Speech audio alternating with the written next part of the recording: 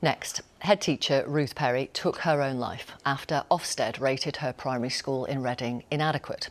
Today, an inquest ruled that inspection contributed to the death of the 53-year-old. It's the first time Ofsted has been listed as a contributing factor in the death of a head teacher. In a moment, we'll bring together a head and a former boss of Ofsted. First, here's Yasmin Ara.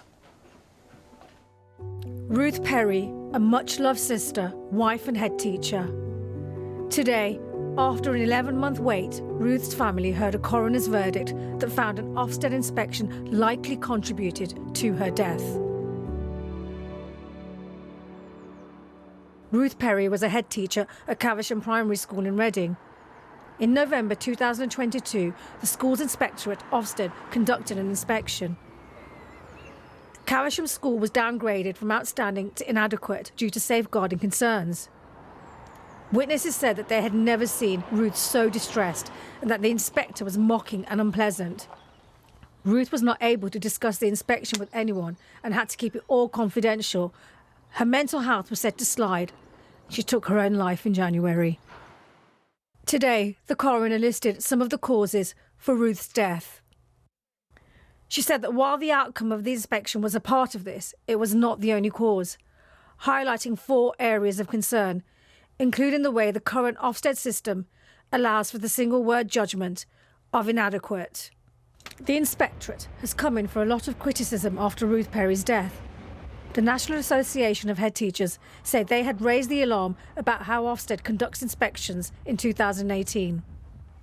We were talking to the government and Ofsted in 2018 about the need for change and the fact that there were perverse incentives in the inspection system and how harmful the inspection system was becoming.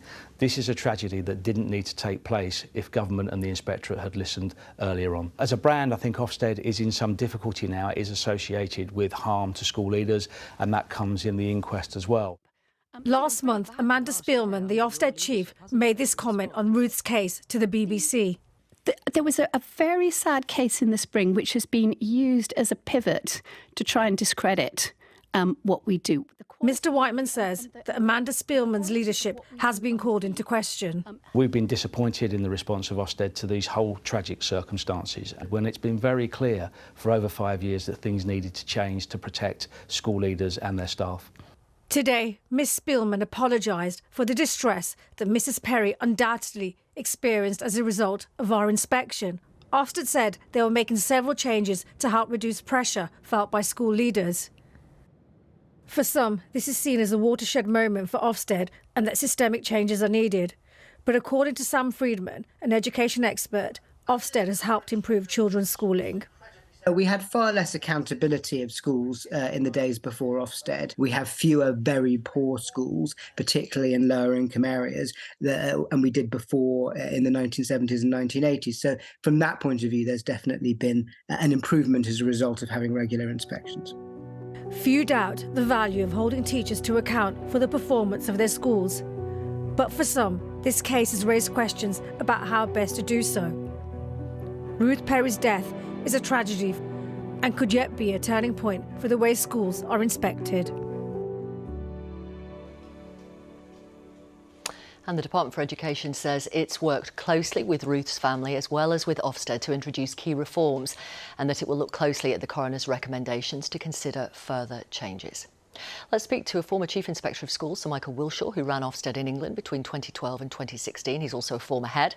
And Maria Kemble, Executive Head Teacher of St Edmunds and St Joseph's RC Primary School in Suffolk. Welcome, both of you. So the ruling today that an Ofsted inspection likely contributed to the death of Ruth Perry, it's quite extraordinary, isn't it?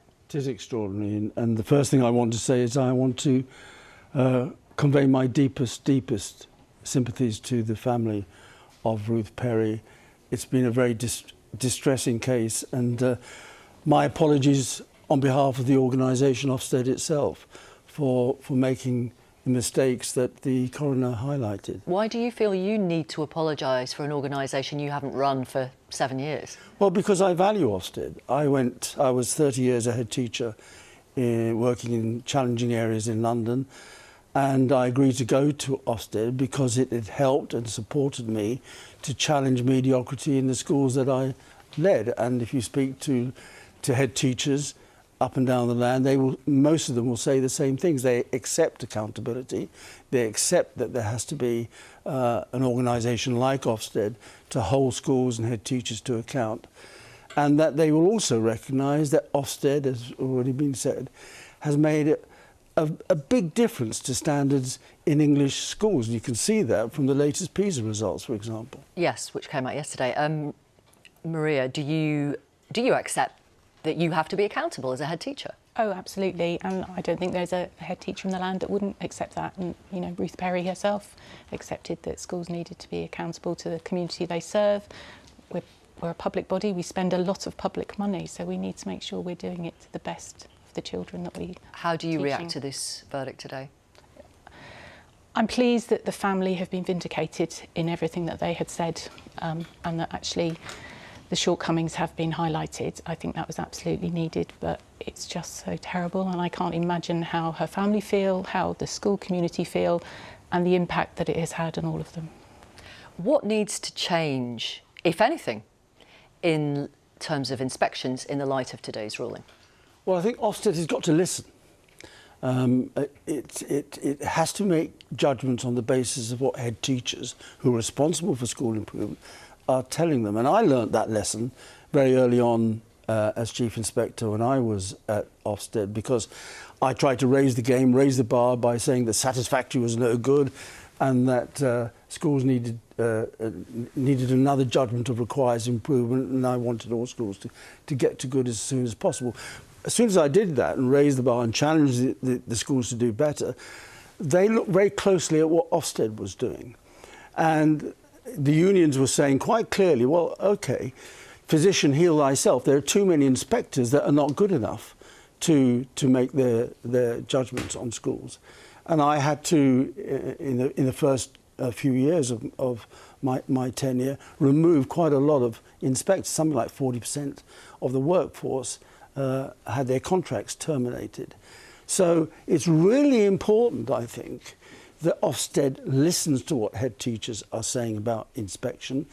And the latest head teacher survey says that something like 2/3 of head teachers have lost faith in Ofsted. Are you one of those teachers? I was inspected twice last year, and I have to say the teams we had were very professional and it went very smoothly and the outcomes were good. But still, the level of pressure that you feel as a head teacher and that my staff feel knowing that Ofsted are going to walk through the door, no profession is going to function well when they are living under a constant fear of what will happen when Ofsted come into your school.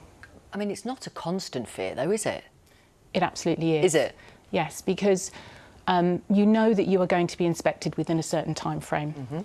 Certainly we knew we were in what was called the Ofsted window for over a year, and that then meant that from Monday to Wednesday every week we were waiting for that phone call, and actually you then get a few days of relief and then that pressure starts to build again. So is that still the system now, or could that change? Because that kind of feeling of being in limbo for that period of time, that uncertainty does bring stress, doesn't it? Absolutely, and I do think that is one of the things that needs to change, absolutely. I also think that we need to lose the one-word judgment, and I don't think anyone should ever be told that they are inadequate, because even schools where they need to improve, there are still going to be good things happening in those schools. And actually what Ofsted should be doing is it should be helping schools to improve. It shouldn't be... Well, it does. I mean, that's the point of part of the report, isn't it? Whether it's only the one-word description, but then there's obviously context that comes with that. But it has helped improvement. I'm not going to say it hasn't, but at what expense?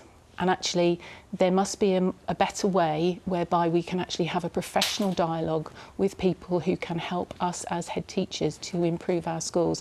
And that isn't always what it feels like. OK.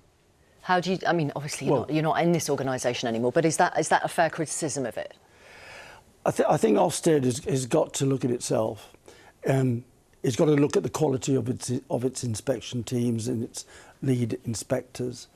When something like 40% of inspectors have never been ahead, are not in leadership positions in schools. But all inspectors need at least 5 years of leadership experience in schools. That could mean middle leadership of a department.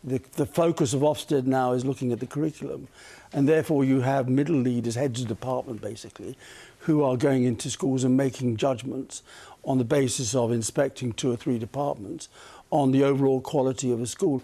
And it's really important that head teachers feel that the judgments that are being made, because an awful lot rides on it, are secure, that they're consistent, and they are being made by people who know what they are doing and have credibility with the system. If that doesn't happen, then those one-word judgments will lose credibility, as they are losing credibility now with a great number of head teachers that I speak to. Very briefly, as you saw in Yasmin Ara's piece, the Ofsted Chief Inspector Amanda Spielman, who's retiring soon, said that Ruth Perry's death had been used to discredit Ofsted.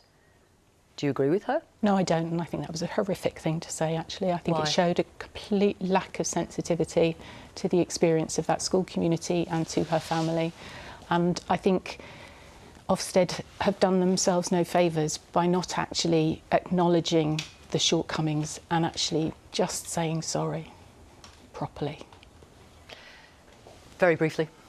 Well, very briefly, 2 things need to happen. First of all, something needs to be done about the quality of inspectors, and something needs to be done about the frameworks for inspection to make them absolutely crystal clear as to Ofsted's expectations. And if we're going to keep those one-word judgments, the judgments have got to be secure, consistent, and made by people who know what they're talking about. And I have to come back to this issue of budget. No, I'm going to stop you, Sir Michael Wiltshire. Ofsted's budget have been cut remorselessly over the last 20 years. Thank you both. Thank you very much for coming in. Appreciate it. Thank you.